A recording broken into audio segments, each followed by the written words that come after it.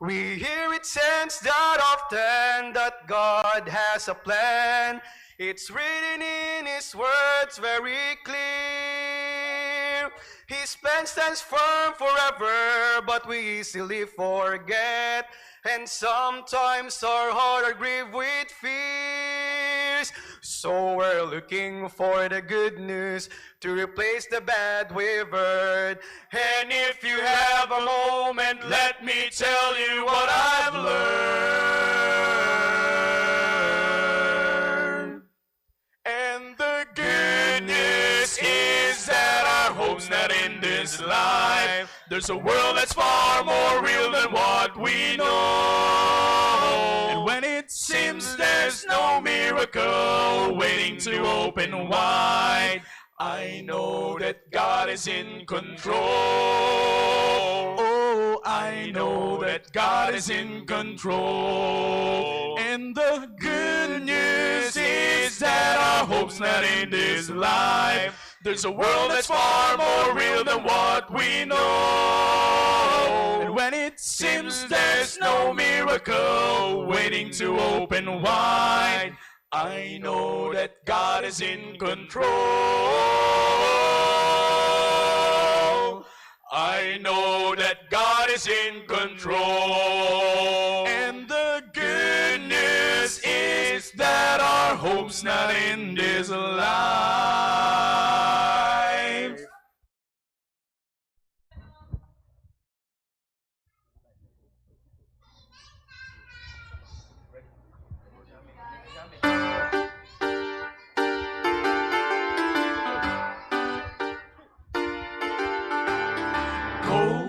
Tell it on the mountain, over the hills and everywhere. Go, tell it on the mountain that Jesus Christ is born. While shepherds kept the watching o'er the flocks by night, behold, throughout the heavens there shine the holy light.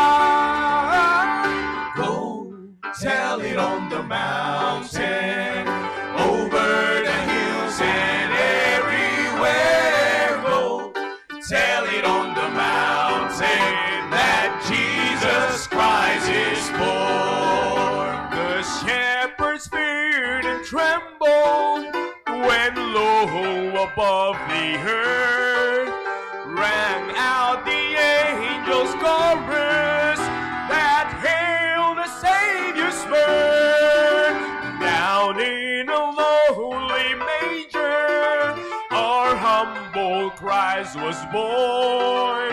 God sent for our salvation, that blessed and Christmas morn. Go, tell it on the mountain, over the hills and everywhere. Go, tell it on the mountain that Jesus Christ is born.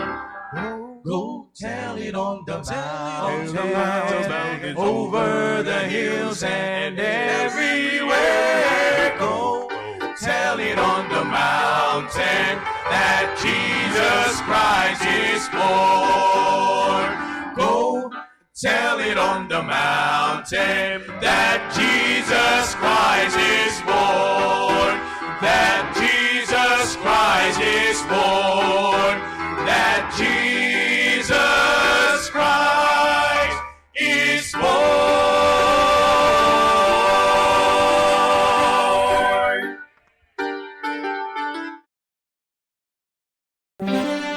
And now, live from the Christian Bible Baptist Church studio, your favorite noontime show, The Baptist Lunch, hosted by Pastor Gil Lorena. Amen. Magandang hapon po sa inyo po lahat. Welcome to another episode of The Baptist Lunch. At I hope na kayo po ay nag-enjoy kanina dun po sa mga pinag-usapan. Very informative na pinag-usapan yung topic kanina sa impormasyong pangkalusugan. I hope na kayo po ay marami pong natutunan regarding po sa pagsuot at mga klase ng mga mask na atin pong ginagamit. Ano po? Kaya talagang napakabuti po ng Panginoon sa bawat isa po sa atin concerning the programs na ipinapahintulot ng Panginoon na ma-i-air po natin para po sa bawat isa, tayo po ay magkaroon po tayo ng informasyon. Alam niyo po, kapag ang isang tao po ay nagkaroon ng mga knowledge, naging knowledgeable po siya sa isang bagay, talaga namang malaking po yun, malaking kapakinabangan po yan. Kalain nyo po yan, yung pagsuot lamang po ng mga mask na nabibili natin sa labas, kung paano ginagamit, hanggang kailan gagamitin, di ba? So talagang po yun, basic po yun, maliliit na bagay lamang po yun, but could you just imagine mga kapatid, those little things, sometimes, yun yung mga nakakaligtaan po natin. Pero salamat po sa Panginoon na may ganyang klaseng programa po tayo. Para ipaalala po sa atin yung mga bagay na nakakaligtaan po natin. And today ay Happy New Year na. Bukas ay panibagong taon na at mamayang gabi yung iba ay sasalubong sa pagpasok ng 2021. So, goodbye 2020 and welcome 2021. So I hope na ang 2020 ninyo, bagamat may pandemic, ay naging masaya at pinagpala ng Panginoon. At talaga, tandaan nyo po, lahat po tayo bilang isang anak ng Diyos, bilang Kristiyano, we should be happy na tayo po ay umabot ng the last day ng taon na ito. Marami na pong hindi umabot, pero salamat sa Panginoon, umabot po tayo. And that's one of the reason na dapat po tayong maging masaya sapagkat binigyan tayo ng pagkakataon ng Diyos na umabot po ng December 31. At yan din po yung isa sa mga i-discuss po natin ngayon pong hapong ito at I hope na meron po kayong matututunan sa atin pong pag-uusapan ngayon. Ihahalo po natin, since this is the last day ng year 2020, ihahalo po natin yung Christian living and the doctrine. Although ang topic po natin ngayon supposedly ay patungkol sa doctrine, but doctrine will be nothing kung ito po ay walang application. At ang application ay nandun po sa Christian living. Kaya pag-uusapan po natin ngayon yan. So in behalf po ng atin pong mahal na Pastor Hilaw Rena, ang The Baptist Lunch po ay umiere o nag-air po ngayon para po muli tayong i-remind, muli tayong turuan, muli tayong paalalahanan ng mga bagay po patungkol sa Biblia na atin pong pinaniniwalaan. But before we start, ay tayo muna ay manalangin. Dakilang Diyos, maraming salamat, Panginoon, sa blessing niyo po sa amin ngayong hapon. Thank you, O God, for the program ng Impormasyong Pangkalusugan. Salamat po sa mga natutunan po namin. At ngayon, Panginoon, guide us, help us, at give us wisdom para maintindihan po namin yung amin pong lesson ngayon pong hapon pong ito. Pagpalain niyo po ang mga salita niyo na babasahin po namin at nawa, Panginoon, ang lesson namin ay maging katanggap-tanggap, maging kapakinabangan sa lahat ng mga tao po na naaabot at nakakapakinig ng tinig po na ito. Maraming salamat sa pagkakataon, patawad po sa aming kasalanan, gawin niyo pong blessing ang program na ito, Panginoon. Ito pong aking samot dalangin sa pangalan ni Jesus. Amen. Amen. Okay, may babasahin lamang po ako sa verse number 1 to 11 ng Book of Acts. Okay, Acts chapter 1, beginning from verse number 1 down to verse number 11. Ito po yung sabi ng Bible. The former treatise have I made, O Theophilus, of all that Jesus began both to do and teach, until the day in which he was taken up, after that he through the Holy Ghost had given commandments unto the apostles whom he had chosen, to whom also he showed himself alive after his passion by many infallible proofs, being seen of them 40 days, and speaking of the things pertaining to the kingdom of God. And being assembled together with them, commanded them that they should not depart from Jerusalem, but wait for the promise of the Father, which, saith he, ye have heard of me. For John truly baptized with water, but ye shall be baptized with the Holy Ghost not many days hence. When they therefore were come together, they asked of him, saying, Lord, wilt thou at this time restore again the kingdom to Israel?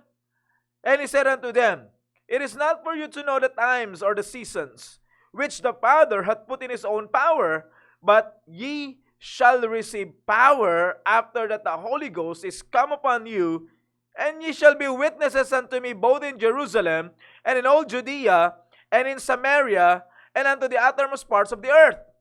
And when he had spoken these things, while they beheld, he was taken up, and a cloud received him out of their sight. And while they looked steadfastly toward heaven as he went up, behold, two men stood by them in white apparel, which also said, Ye men of Galilee, why stand ye gazing up into heaven? This same Jesus, which is taken up from you into heaven, shall so come in like manner as ye have seen him go into heaven. Now, sa binasa po natin kanina, ito po yung very familiar account na nakikita po natin o nababasa natin sa Bible, yung pong the ascension of the Lord Jesus Christ. But I want you to focus, yun pong yung pag-uusapan po natin ngayon, i-focus po natin yung ating isipan dun po sa verse number 11. Dun po sa sinabi ng dalawang men in white apparel. Ano po yung sabi nila? Ye men of Galilee, why stand ye gazing up into heaven? Now, let's take it personal. Of course, sinabi dito ng na Galilee because they were Galileans. But let's put it, sabi ko nga po sa inyo, let's put it into an application. Ilagay natin ito sa Christian living. Now, yung word dyan na Galilee, ilagay po natin sa ating sarili. Okay? Let's make it personal. Okay. Why stand ye gazing up? Ano pong ibig sabihin po dito ng angel? Nung nakita nila na umakyat ang Panginoon, nag-ascend ang Panginoon doon sa langit, and then steadfastly, nakapokus sila doon sa langit as if na meron silang inaantay na bababa. Sabi nung dalawang men, sabi niya, anong ginagawa nyo? Bakit pa kayo nakatingin dyan? Why are you gazing up? Do you understand kung ano po ibig sabihin ng gazing? The word gazing is to observe fixedly. Observe fixedly. So when you observe something, tinititigan mo ng husto yan, bawat galaw niyan, binabantayan mo. Ganyan po yung nangyari doon sa mga apostles. Ganyan po yung nangyari doon sa mga disciples during this time. They are observing the clouds. Teka muna, ano ba mangyayari pa sa clouds? Umakyat na doon ang Panginoon. Wala na ngayon ang Panginoon. And then they are observing fixedly doon sa clouds sa parang may inaantay sila na may bababa pa ata. Bababa pa ba siya? Kailan siya bababa? Anong mangyayari? Alam mo sabi ng dalawang men in white apparel? Ang ginagawa nyo? Umakyat na sa langit ang Panginoon, pero may iniwan siyang command. Which is, we all know na Great Commission. Sabi ng angels, teka muna, makinig. Sabi ng angels, hindi ba't na kinumanda sa inyo ang Panginoon? Ano pa ginagawa nyo? Ano pang tinitignan nyo? Ano pang ino-observe nyo dyan sa langit? Umakyat ng Panginoon, wala na, umakyat na. Pero meron siyang kumanda iniwan. Then why are you still gazing up in heaven? Why are you still standing idle? Ano pang ginagawa nyo? Bakit ayaw nyo pang sundin yung commission na ibinigay ng Panginoon? Ano pang inaantay ninyo? Another New Year? Another Pasko? Ano pang inaantay nyo? You should follow the command. Gawin nyo na agad yung command kasi merong commandment na eh. Meron lang commission na ibinigay. Alam nyo po, isa sa pinakamahalaga na sabihin na nating habilin ng isang tao ay yung kanyang huling habilin. 'Di ba? Yung kanyang will and testament kapag ang tao malapit nang mamatay, yung will and testament pinapanotaryo pa 'yan o itong bahay kanino mapupunta, itong mga ari-arian na ito kanino. Yun ang isa sa mga pinaka-importanteng habilin niyan. Do you understand one of the best commission na ibinigay po sa atin ng Panginoon is Great Commission? Sapagkat bago po siya umakyat sa langit, ito po yung kanyang ikinuman sa bawat isa po sa atin. Especially po sa church. Ikinuman po niya ito upang with urgency ay gagampanan po natin ito, gagawin po natin ito. Now look, tignan niyo po. 2020 ay malapit na pong matapos. Okay? Mamaya po at 12 o'clock midnight, ayon po sa oras po natin dito sa Pilipinas, tapos na po yung 2020. Tapos na po yung 365 days and 365 and 1/4 days ng 2020. Now, I don't know kung ano ang naging buhay mo ng 2020.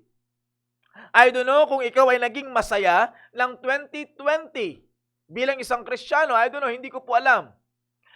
But, whatever na dinanas po natin ng 2020, it's goodbye already. Tapos na po yun. Again, this is another year, another day na papasukin po natin. This is another level of service sa Panginoon. This is another level of endeavor. This is another level of work para po sa atin bilang isang Kristiyano. I'm talking about sa mga Kristiyano po.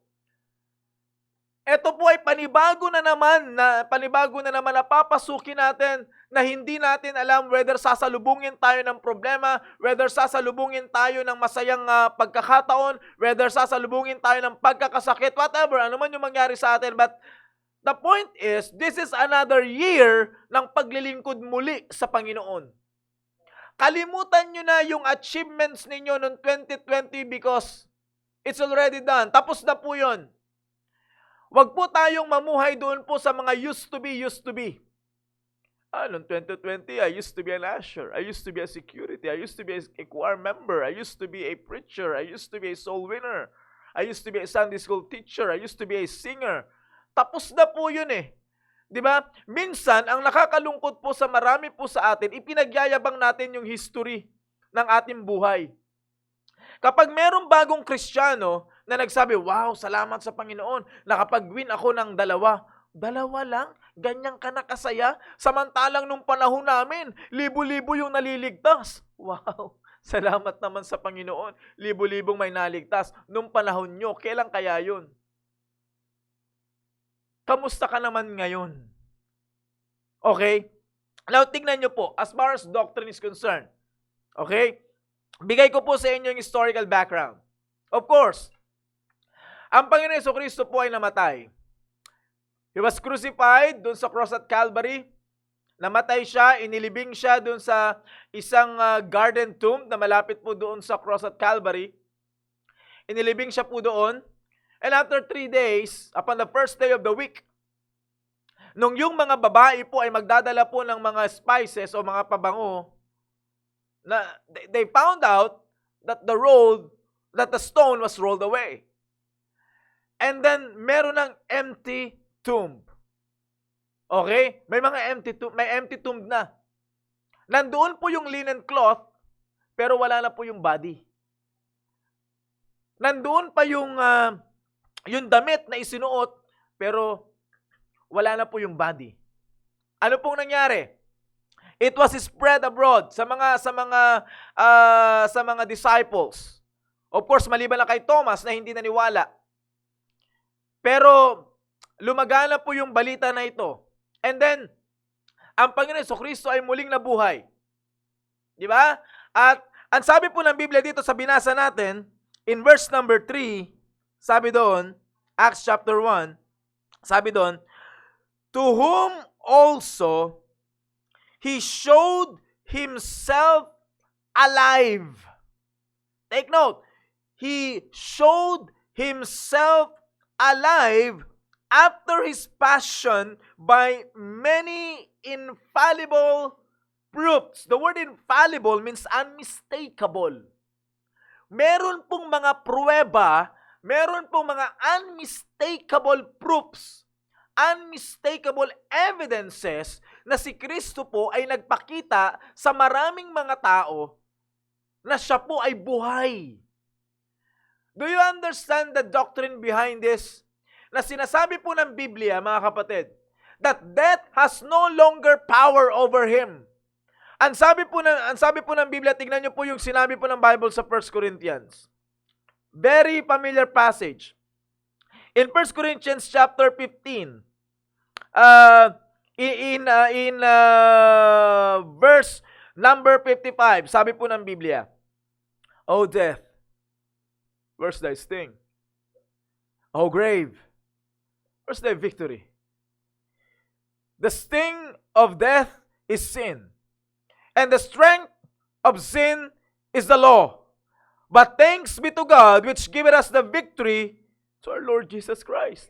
Sino yung naging victorious para tayo maging victorious? It's the Lord Jesus Christ. When He rose from the grave, ang sabi ng Biblia, O death, where is thy sting? Asa lang kamandag ngayon ng kamatayan?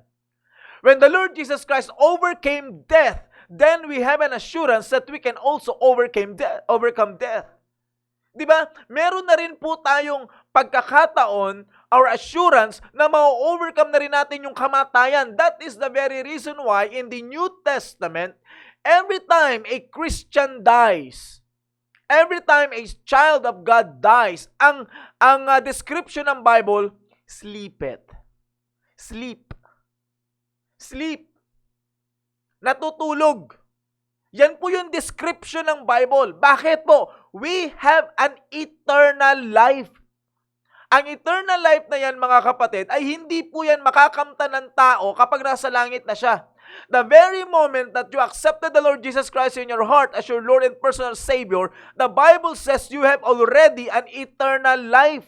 Which means, ngayon habang nandito tayo sa mundong ito, bagamat makakaranas tayo ng physical death, meron tayong eternal life. The last breath na i-consume natin sa lupang ito, and then the next breath will be up there in heaven.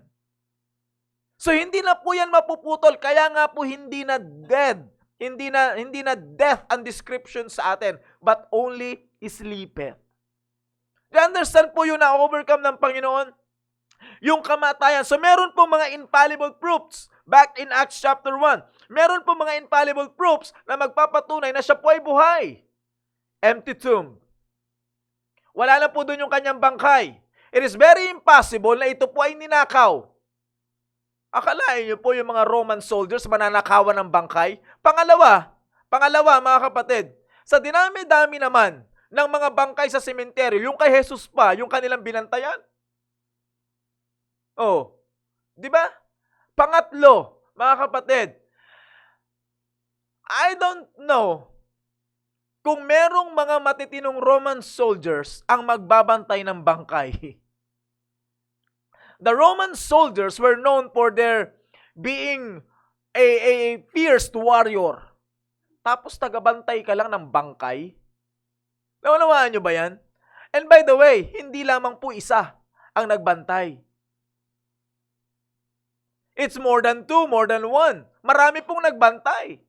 Mga matitipunong mga sundalo magbabantay ng bangkay. Naunawaan nyo ba yan? Oh. Anong babantayan nila doon? Hindi po kayamanan. Kasi wala namang nailibing na kayamanan eh. Bangkay ang kanilang babantayan. You see? And so, anong nangyari po? Ano yung mga infallible proofs? An empty tomb. Next, si Mary Magdalene. Naalala niyo po si Mary Magdalene na umiiyak pa siya? Na akala niya, gardener, yung sabi niya na Panginoon, sabi niya, kung halimbawa, kung kinuha mo man yung bangkay ng aking master, pakisabi mo naman kung nasaan siya. Sapagkat hindi nakilala una ni Mary yung si Jesus Christ, sapagkat akala niya yung sepulturero. Pero ano sabi ng Panginoon? Mary. Doon niya nakilala. Rabboni or our Master or Lord. You see, si Mary ay isang patunay. One of the infallible proof na ang Panginoon ay buhay. Next, sino pa? Si Peter. Naalala niyo po, may dalawang apostle na nagtatatakbo papunta doon sa tomb. Si Peter and John. Nakita rin nila na wala na po doon ang Panginoon Jesucristo. Sino pa ang magpapatunay? Si Tomas. Nagulat pa nga si Tomas eh. Sabi ng mga iglesia, nagulat daw si Tomas. My Lord and my God. Sino pa magpapatunay? Yung dalawang disipulo na papunta ng Emmaus. Nalala niyo po yan? The two disciples, during the first day of the week, the two disciples on the road to Emmaus, nakasama po nila ang Panginoon. Sino pa? 500 brethren na nakakita sa kanyang ascension. Mga kapatid, sabi po ng Biblia, in 2 or 3 witnesses, the evidence will be established. Pero this is more than 2 or more than 3 evidences and witnesses na magpapatunay na siya talaga ay buhay. So tama yung sinasabi ni Luke dito sa Acts chapter 1 that there are many infallible proofs that Jesus is alive. Now, mga kapatid, tignan nyo po. Napag-aralan po natin dito yung humanity ng Panginoong Jesucristo. Napag-aralan po natin dito yung deity ng Panginoong Jesucristo. Napag-aralan po natin dito yun pong si Kristo po ay namatay sa krus ng Kalbaryo. And now, napag-aralan din po natin na si Kristo po ay muling nabuhay. Ang Panginoon po natin, ang Diyos na ating sinasamba ay muli pong nabuhay sapagkat death has no more hold on Him. So muli po siyang nabuhay at napakarami pong mga infallible proofs. Lahat po yan ay base po sa kanyang pangako. Na ano po? Okay? Ang anak ng Diyos ay magsasuffer sa kamay ng anak ng tao. Pero anong sabi niya? Gibain mo ang templong ito and in 3 days I will raise it up. Pangako po niya yan. Which means tinupad po ng Panginoon yung kanyang pangako na siya po ay muling mabubuhay. Naunawaan niyo po? Nung sinabi po ng Panginoon na ang anak ng Diyos ay magsasuffer sa kamay ng mga anak ng tao, nangyari po yun. In fact, dinescribe po yan sa Psalms 22, I think, and then Isaiah chapter 53. The suffering servants, na isa katuparan po yung hula na yan. Nung sinabi din niya na siya ay muling mabubuhay, na isa katuparan din. At ngayon mga kapatid, eto na yung punto, siya na po ay muling babalik doon sa kanyang trono. What's the purpose? To prepare a place for you. Again, pangako pa rin niya yan. Naunawaan niyo po? Pangako din po niya yan. Ano sabi niya doon sa Book of John? I'll go to prepare a place for you that where I am, there you may be also. So sa madaling salita po, ang Panginoon Jesucristo po ay nag-prepare ng lugar para po sa atin. Sapagkat yun po yung kanyang ipinangako. Okay, eto na ngayon. Umakyat na po siya sa langit. And the Lord Jesus Christ ay hindi na po kapiling ng tao. I mean, physically, hindi na po kapiling ng tao. Pero siya po ay namumuhay na kasama, pero siya po ay kasakasama po natin. Okay? In the presence of the Holy Spirit in our hearts, ang Panginoon po ay kasakasama po natin. Pero physically, hindi na po natin siya kasama ngayon sapagkat nandun po siya sa langit at nagpiprepare po ng lugar para sa atin sapagkat ipinangako po niya sa atin. Question, tinupad ba ng Panginoon yung kanyang pangako? Yes. Tinupad niya yung kanyang pangako. Tapos na po yung mga account na yon. The Gospels was closed. Nung umakyat po ang Panginoon doon po sa, Gospels po tinutukoy ko, yung humanity ng Panginoon Jesucristo. Hindi po yung gospel na good news. Okay? Ang tinutukoy ko po yung humanity ng Panginoon Jesucristo. Nung siya po yung umakyat doon po sa langit, tapos na po yun, yung kanyang humanity. Okay? Here comes another level. Papasok na naman yung panibagong endeavor. Papasok na naman yung panibagong level ng paglilingkod. Just like 2020. Kung ano yung blessing at ginawa ng Panginoon sa atin noong 2020, tapos na po yun. It's history already.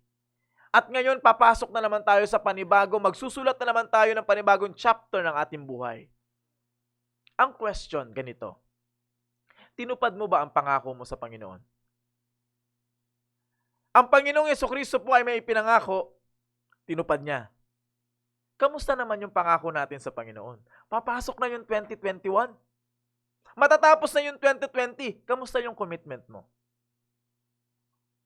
Kamusta yung mga paiyak-iyak mo pa doon sa altar? Panginoon, magbabago na po ako. Kamusta yung pagbabago mo? Kamusta yung ipinangako mo sa Panginoon na, Panginoon, basta't magkaroon lang ako nito, ibibigay ko to sa'yo. Kamusta? Kapatid, tapos na po yung 1 taon, pero hindi pa po natatapos yung pangako natin sa Panginoon. Naibigay na ba natin yung ikinumit natin sa Panginoon? Natupad na ba natin yung ipinangako natin sa Panginoon? Now, dito po sa binasa po natin mga kapatid, tingnan nyo po. If Christ fulfilled His promise, ang sabi ng dalawang angels po dito, hey, why stand ye gazing up in heaven? Hindi ba't pagkakataon ito ngayon na kung hindi mo man natupad yung commitment mo on 2020, pagkakataon ito ngayon na to recommit yourselves para tuparin mo ngayon 2021? Sabi ng angels, ano pang ginagawa mo? Bakit nakatayo ka pa dyan? Sino tinitingnan mo dyan? Umakyat na sa langit. Wala na. Nandoon na yun. Tapos na yung pangako niya. Tinupad niya na yung pangako niya. It's high time for you ngayon na i-fulfill mo yung commitment mo sa Diyos. Ikaw naman, ipinakita na ng Panginoon sa atin kung paano natin na tutuparin or kung paano niya tinupad yung kanyang pangako sa atin. Then, high time naman sa atin ngayon. Kapatid, baguhin na natin yung masama at maling pamamaraan natin ng 2020. Just leave 2020 behind. Okay? Yung mga bagay po na hindi po maganda na nagawa natin at hindi natin ginawa noong 2020 ay baguhin na natin pagpasok nitong 2021. Nakakalungkot naman, baka yung masamang ugali natin ng 2020, dadahalihin pa natin sa 2021. Nakakalungkot naman kung paano hindi natin tinupad yung commitment natin noong 2020, pagdating ng 2021, hindi pa rin natin tutuparin yung commitment natin. Sabi ko nga po sa inyo, isa sa pinakamahalagang statement ng isang tao ay kapag yung tao po ay malapit ng mamatay. Ninunotaryo po yan. Nire-record po yan. Kasi habilin yan eh. And do you understand kung gaano kahalaga yung Great Commission?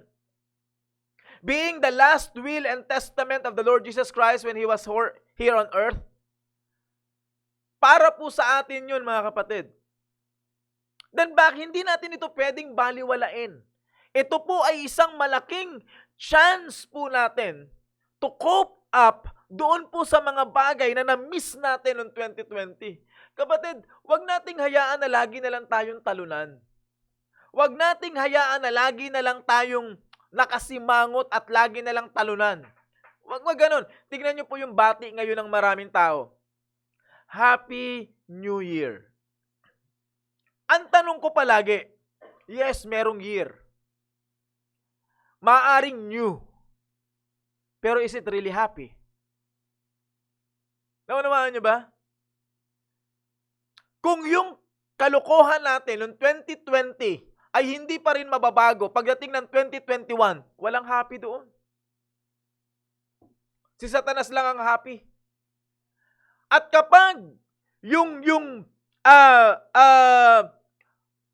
ating ginagawa noong 2020 ay hindi po nag-improve at hindi po nabago for the better sa 2021, then there is no new year. Nagpalit lang ng number, pero walang new. Unawaan niyo po yan. Bakit? The living is still the same. Parehas pa rin eh. Anong bago doon? Kung manginginom ka noong 2020, pagdating ng 2021, manginginom ka pa rin, then walang bago. Yung 0, naging 1 lang, kaya naging 2021. Pero yung gawin natin, walang bago. Unawaan niyo po. And likewise, wala pong happy. Paano magiging happy kung hindi natin sinusunod yung commitment natin sa Panginoon? Remember that the best life on this earth is when you give your life for the Lord. Wala nang pinakamasayang buhay, maliban na sa buhay na ipinaglilingkod natin sa Panginoon. You see? So kaya makikita po natin dito, mga kapatid, sabi ko nga po sa inyo, yung sinabi po dito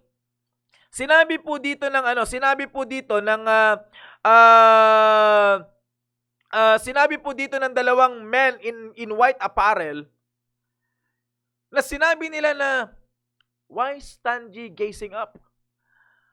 It denotes urgency, mga kapatid.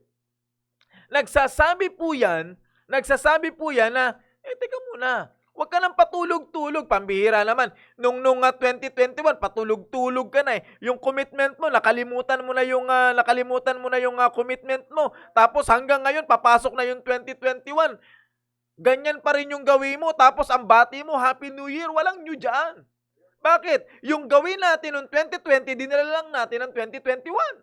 So walang bago, walang new. Para maging new, ay kinakailangan magbago tayo for the better. Kinakailangan ayusin po natin. Tingnan nyo po dito po sa Luke chapter 24. Ito po yung ascension. Tingnan nyo po, gusto ko lang ipakita sa inyo yung urgency. In verse number 49, Luke 24 verse number 49, ano sabi ng Bible? And behold, I send the promise of my Father upon you, but tarry ye in the city of Jerusalem, until ye be endued with power from on high. And he led them out as far as to Bethany, and he lifted up his hands and blessed them. And it came to pass, while he blessed them, he was parted from them and carried up into heaven. Ito na rin po yun, the same account. Umalis po ang Panginoon, pabalik po ng langit. Tignan niyo po yung kasunod. And they worship him and returned to Jerusalem with great joy. Verse 53, last verse. And were continually in the temple praising and blessing God. Amen. Nakita niyo po yung kasunod? After the ascension ng Panginoon Jesucristo at sinabi ng angel sa kanila, why stand ye gazing up? Ano pang ginagawa nyo dyan? Sino pang tinititigan nyo dyan? Ulap na lang yan eh. Wala nang persona dyan. Ulap na lang yan tinititigan nyo. Bakit pa kayo nakatayo dyan, idol? Bakit pa kayo walang ginagawa? You heard the commandment. You heard the commission. Then, what are you doing? Ano pang ginagawa mo? Anong ginawa nila? They returned to Jerusalem, and in the temple, they continually blessing God and praising God. Nakita niyo yung urgency, mga kapatid? Sumunod agad sila. Bakit po? May panibago na naman, may panibagong buhay na naman na inihanda ang Panginoon sa kanila. Haharap sila sa panibago na namang level ng kanilang paglilingkod. Hey, let me tell you something. 2021 should be another level. I mean, magli-level up ng paglilingkod natin sa Panginoon. Sapagkat kung hindi po tayo magli-level up ng paglilingkod natin sa Panginoon this coming year 2021, then there is no new year. Wala pong pagbabago. Bakit pa tayo babati ng Happy New Year? Wala namang New Year. Wala namang nabago sa atin. Well, of course, yung mga tao sa labas, ang ginagawa po nila, meron sila mga tinatawag na New Year's resolution. Mga kapatid, hindi mo kinakailangan ng gumawa ng another or solution again. Kaya nga, resolution. Ito yung again, ito yung solution again. And again, and again, and again. Hindi po ganun eh. Hindi po yun ang kailangan natin. Ang kailangan natin is commitment. Hindi po solution because the solution has been already done. Tapos na po yung solution. This is the solution. Hindi mo na kinakailangang i-edit po ito. Ito na yung solution eh. Okay? Hindi mo na kinakailangan i-revise ito. Hindi na kinakailangan ng resolution. Ang kailangan natin is commitment. Kapatid, question, kamusta yung commitment mo ng 2020? Anong plano mo? Kung hindi mo nasunod yung commitment mo ng 2020, hindi mo pa rin ba susundin ito ng 2021? You see, anong decision mo ngayon? Isang araw na lang, mamayan 12 o'clock, tapos na yung 2020. Anong decision mo ngayon pagdating ng 2021? Magpapamaoy-maoy ka pa rin ba sa paglilingkod mo sa Panginoon ngayon 2021? Dadalhin mo ba yung sama ng loob mo noong 2020 at ipapasok mo sa 2021? Dadalhin mo ba yung inggit mo noong 2020 at ipapasok mo sa 2021? Then there's nothing new. Walang New Year. Bakit? Yung ugali natin noong 2020, ang masakit nito, yung masamang ugali natin noong 2020, dinala natin at ganun pa rin yung ugali natin ng 2021. Then saan ang New Year doon? Walang bago. Mga kapatid, it will be a happy New Year kung, mga kapatid, we will change ourselves for the better. Of course, sa pamamagitan ng tulong ng Panginoon, hindi natin pwedeng baguhin yung sarili natin by our own. Nandyan yung tulong ng Panginoon. Pero kung yung masama nating pag-uugali ay iniwan na natin doon sa 2020, at haharapin natin yung panibagong commitment natin sa Panginoon, ngayon 2021, then it's a happy new year. Again, there is an urgency. Sabi ng mga angels, sabi ng dalawang angels, Ano pa ginagawa mo dyan? Anong ginagawa? Teka muna, umakyat na yung Panginoon, nandun na sa langit. Tapos sila nakatingin pa ng ganun. Sabi ng angels sa mga tao, sino tinitingnan nyo? Hindi nyo ba nakita? Nandun na umakyat na sa langit. Pero bago umakyat sa langit, may instruction. Oh, ba't nakatayo ka pa? May instruction na pala eh. Ano bang ginagawa mo? Meron ng instruction. Anong instruction? Go! Preach! Teach! Baptize! May instruction na sa'yo. Ano bang ginagawa mo? Mga kapatid, tingnan niyo po. Tingnan po natin itong pagkakataon po na ito. Tingnan niyo po Kamusta yung Bible reading mo noong 2020? Hindi ko sinasabi na ngayong nag-lockdown. I mean, simula noong 2020 ng January. Evaluate yung iyong Bible reading. Evaluate mo. Evaluate mo lang. From 1 to 10, paano mo i-rate yung sarili mo as far as Bible reading is concerned? I mean, araw-araw, 365 and 1/4 days. How would you rate yourself as far as Bible reading is concerned? From 1 to 10? 5? 6? 7? 9? 10? Perfect? Good. Okay yan. How about your prayer? Kamusta yung prayer life mo? Gaano ka katagal manalangin at gaano ka katagal makipag-fellowship sa ibang tao? Gaano ka katagal makipag-fellowship sa Diyos at gaano ka katagal makipag-fellowship sa kapwa mo tao? Gaano ka katagal makipag-usap sa Diyos at gaano ka katagal makipag-usap sa kapwa mo tao? If you will evaluate yourself sa 2020, sino sa palagay mo ang mas masarap mong kausap? Yung Diyos o yung kapwa mo tao? Evaluate yourself. Again, from 1 to 10, rate yourself. From 1 to 10. Okay? Yung 2020 lang ang pinag-usapan natin. Okay. Prayer life, Bible study or Bible reading. Kamusta yung soul winning? Soul winning. Ngayon 2020, 12 months, 365 days, naka 365 souls ka kaya na nasharean. Ilan? Gaano karami? I mean, na-share mo ba yung gospel na masaya sa puso mo? Or na-share mo yung gospel because of compliance? Na-share mo yung gospel na meron kang kalungkutan, nakalain niyo po yan. Para tayong si Jonah niyan, na habang nag-evangelistic meeting, malungkot kasi may naliligtas. Alam niyo ba yan? Na si Jonah ang tanging evangelist na ayaw niyang may maligtas sa kanyang preaching. You see, nakakalungkot naman yan kapag katulad tayo ni Jonah, na habang nag-share tayo at kapag tumanggap yung sinishare natin, nalulungkot tayo. Kamusta yung iyong soul winning? Kamusta, kapatid, yung iyong commitment? Yung sinasabi mo na, Panginoon, bigyan mo lang ako ng ganito, ibibigay ko to sa church.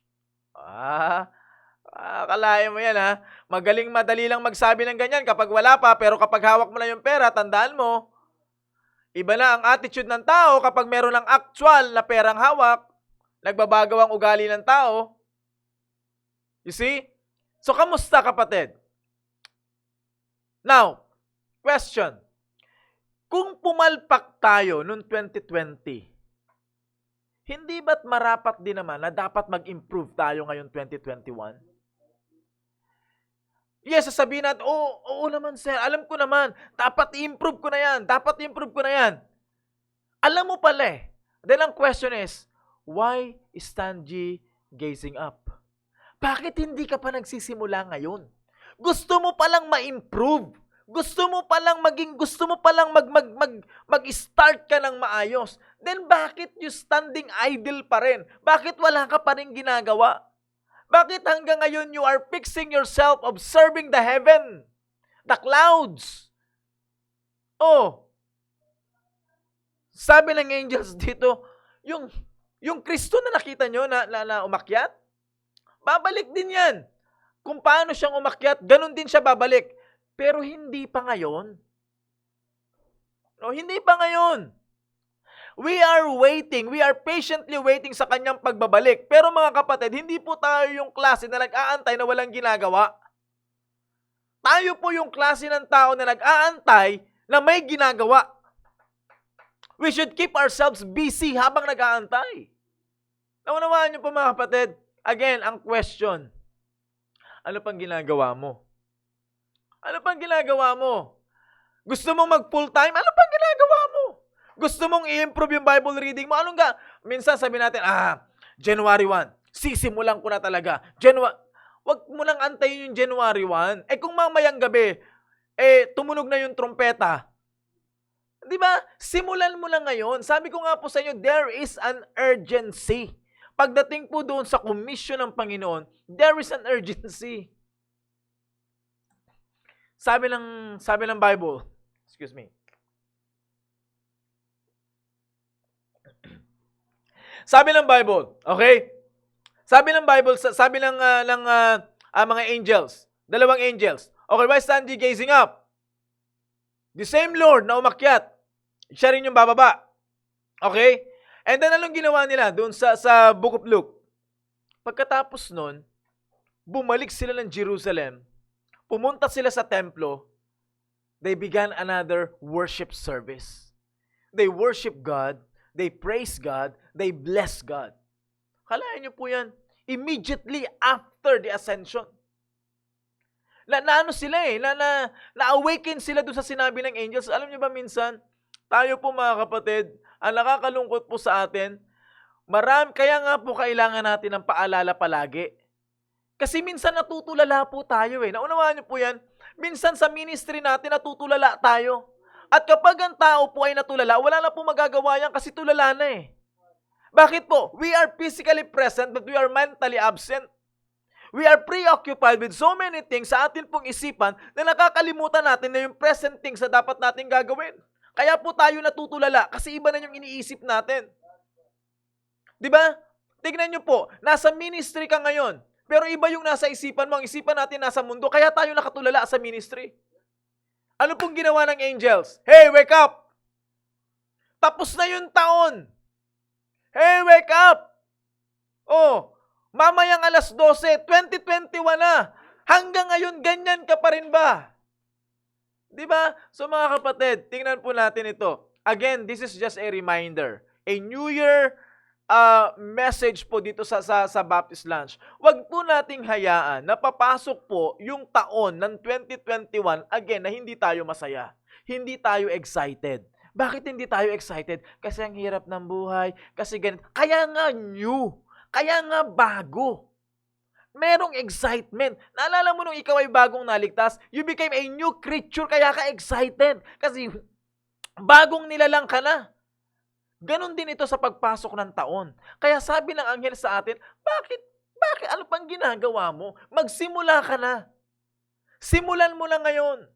Simulan mo lang ngayon. Yung mga bagay na iniwan mo noong 2020 na hindi maganda, iwanan mo na yan. Pero yung mga bagay na magaganda na ginawa mo noong 2020, dalhin mo yan sa 2021 at improve mo pa. Improve mo pa. Improve mo pa. Improve mo pa. And I believe na mas magiging masaya at magiging happy yung iyong New Year. Di ba? So mga kapatid, yan po yung reminder po sa atin. Why stand ye gazing up? I hope na meron kayong natutunan sa atin pong pag-aaral ngayon pong hapon na ito sa Baptist Lunch. Kapatid, wag natin sayangin yung pagkakataon na tayo po'y makapaglingkod sa Panginoon. Kung totoo man na malapit nang dumating ang Panginoon, then we should be busy doing something for God.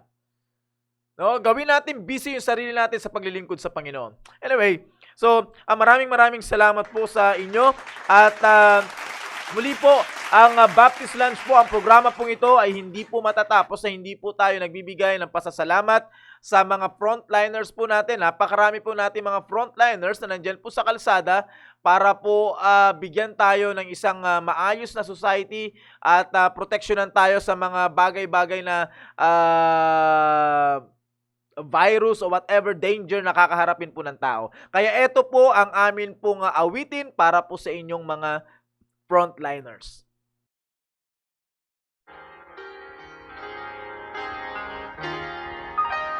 What this dying world could use is a willing man of God who dares to go against the grain and works without applause. A man will raise the shield of faith, protecting what is pure, whose love is tough and gentle, a man whose word is sure. God doesn't need an orator who knows just what to say. He doesn't need authority to reason him away. He doesn't need an army to guarantee a win. He just needs a few good men. Men full of compassion, who laugh and love and cry. Men who face eternity and aren't afraid to die. Men who fight for freedom and honor once again. He just needs a few good men.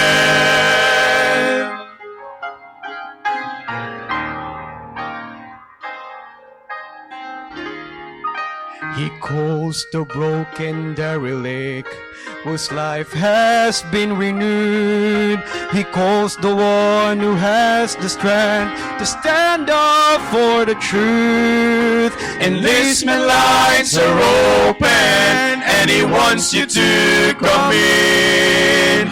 He just needs a few good men. Men full of compassion, who laugh and love and cry. Muli po ang programa po ito, The Baptist Lunch, ay nagpapasalamat po sa bawat isa po sa inyo, sa atin po mga taga-subaybay.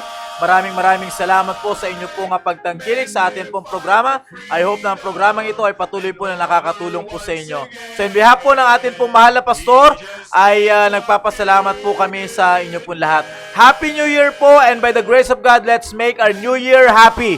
At pasayahin natin ang Panginoon sa pagpasok po nitong panibagong taon. Unang-una po natin pasayahin ang Panginoon, and then I believe na kapag napasaya natin ang Panginoon, everybody will be happy. And let's have a Happy New Year.